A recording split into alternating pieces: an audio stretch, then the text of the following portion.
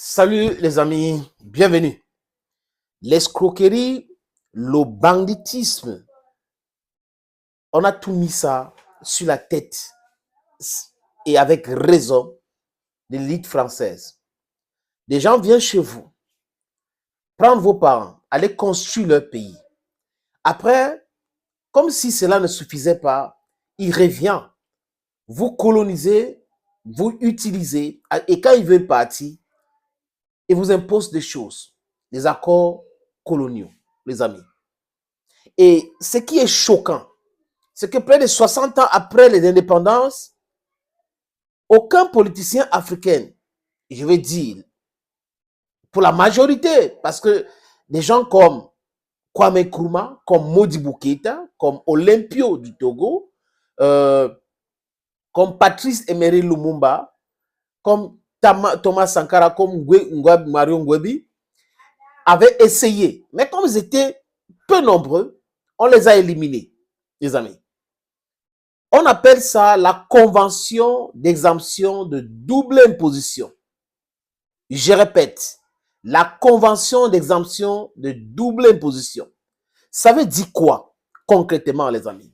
Ce que la France a imposé sous ses anciennes colonies, et certains pays africains faibles à cette époque qui voulaient faire les affaires avec la France, que les sociétés françaises basées dans ce pays-là ne devraient pas payer les impôts localement. Donc, on devrait aller payer les impôts chez eux. Donc, les amis, en français facile, ça veut dire quoi? Les multinationales françaises présentes en Afrique payent plutôt les impôts chez eux. Et si un expatrié, donc si un Français vient travailler dans ces multinationales, ces Français ne payent pas les impôts localement, mais payent ses impôts en France. Vous comprenez un peu ce que ça veut dire? Ça veut dire que c'est ce qu'on appelle en économie en anglais capital flight. On paie les devises comme ça et ils ont fait ça sciemment pour nous maintenir dans la pauvreté, vraiment dans la misère. Et ils vont passer leur temps à nous parler de aide au développement, alors que de la monnaie jusqu'à stratégie et tous les impôts et autres, c'est du pur banditisme, les amis. Les mots sont peut-être durs, mais on n'a pas de choix. Voilà les mots qu'il faut utiliser. La France pille. La France vole en Afrique. Oui, la France vole en Afrique. Ce n'est pas une question d'Emmanuel Macron. Toutes les élites françaises ont toujours pillé l'Afrique. Les affaires Foucault et autres, les mercenaires, la Légion étrangère et autres, vraiment tous ces organismes-là, le mécanisme a été mis en place depuis De Gaulle pour continuer le pillage systématique de l'Afrique. Et mal les a pris, les amis. Ils ont pensé qu'ils pouvaient continuer à manipuler le peuple africain éternellement. Ils ont commencé d'abord par faire le chantage en République centrafricaine. La Russie ne veut pas vous donner les armes. Nous, on veut vraiment, mais vraiment, la Russie détient les armes. Allez voir Poutine. Et bam, Touadéra a signé des accords avec la Russie. Et ils ont cru qu'en exportant le terrorisme ou transportant des gens pour déstabiliser les pays, ça devrait durer éternellement aussi. Ils avaient choisi de financer certains leaders de l'opposition, certains pontes de différents régimes dictatoriaux qui existent en Afrique aujourd'hui, les amis, pour maintenir l'hégémonie en Afrique. Mais ils ne se rendaient pas compte que la jeunesse africaine, qui est nombreuse aujourd'hui, devait se réveiller et dire non, nous ne voulons plus vivre comme ça. Et ça commence par quoi?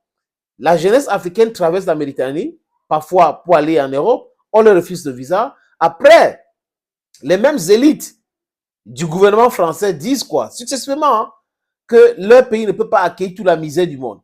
Et pendant ce temps, ils sont en train de créer la misère ailleurs. Donc, ils nous pillent. Et ils se considèrent comme des gens, vraiment, ils ont travaillé, ils ont leur argent, ils n'ont rien à foutre avec ce qui se passe chez nous. Nous avons les élites corrompues. Alors que ces élites corrompues, dit-on, déposent l'argent chez eux. Et quand ça ne les arrange pas, ils parlent de quoi? Bien mal acquis. Donc, le banditisme a été très bien organisé et les ramifications, on le ressent. Mais seulement aujourd'hui, les amis, les réalités sont tout autre chose. Parlons de Air France, parce que j'ai parlé de multinationales. Et tous les pays africains, ces dirigeants dirigés doivent se lever comme un seul homme pour demander à cette France-là de payer les impôts localement et d'annuler cette histoire de convention d'exemption, des exemptions de double imposition. Ça, c'est du vol et pur vol. Vous ne pouvez pas travailler quelque part. Vous faites du business quelque part. Ça génère les bénéfices. Vous prenez cela, vous allez dans votre pays et même les impôts où les gens ont le droit d'avoir, vous refusez de payer, vous allez payer chez vous en France. Après, vous venez nous dire que nous sommes pauvres, nous ne sommes pas pauvres. On a juste les politiciens. Je ne sais pas comment je vais dire, mais bon, je vais rester poli, les amis. Voilà le Niger, il y a des Tunebou que Macron pensait que c'était son ami. Parce que Tunebou, c'est un roublard. Tunebou, c'est un pusha. Voilà, utilisons le mot là. The records are there to show that Tunebou is a pusher. It's a drug. You understand what I'm talking about? Le ministre des Finances du Nigeria demande combien à Air France aujourd'hui, les amis? 1,6 million de dollars. Donc à peu près 1000 milliards. Le Nigeria demande les impôts à Air France de 1000 milliards. Donc Air France, depuis plus de 30 ans ou 60 ans, disons ça comme ça, n'a jamais payé les impôts au Nigeria. Les nouvelles autorités demandent à Air France de payer. Vous savez la réponse de Air France? Que non, franchement, il y a une convention d'exemption de double imposition, et c'est par rapport à cela qu'on ne paie. Donc, quand Air France vous parle des bénéfices, la société qui est prospère, c'est parce que Air France ne paye pas les impôts. Air France fait les affaires avec le Nigeria, faisait les affaires avec le Niger, faisait les affaires avec le Mali, les affaires avec la Côte d'Ivoire, avec la Guinée, avec le Togo, avec le Cameroun, avec le Gabon. Citez tous les pays que vous voulez, les amis. Donc, Air France ne paye pas les impôts. Et on trouve normal. Les gens trouvent que c'est normal que cette société appelée Air France ne paye pas les impôts. Et quand il y a des situations de crise dans certains pays, qu'est-ce qu'Air France dit? Oh, franchement, pour la sécurité de ceci, le chantage tous les jours. Chantage tous les jours. Air France fait chanter les pays avec cette histoire de on va suspendre les vols, on va faire ceci. Aujourd'hui, il est temps pour que cette Air France-là paye convenablement ses impôts. Et les Nigériens ont commencé, les Maliens ont commencé, tout le monde doit demander à ces Air France-là de payer les impôts localement. Les multinationales, be it in Cameroon, I don't care, be it in Cameroon, be it wherever in Africa, should pay their taxes locally. And we should, il faut déchirer le papier là, de la convention de double imposition. Oui, convention d'exemption de double imposition. Nous devons tous déchirer ces bêtises-là. C'est une grosse honte pour la France qui prétend être un pays démocratique, un pays ceci, les droits de l'homme, les droits de machin, alors qu'elle pratique le vol, elle pratique l'escroquerie, elle pratique le 419, la fémania.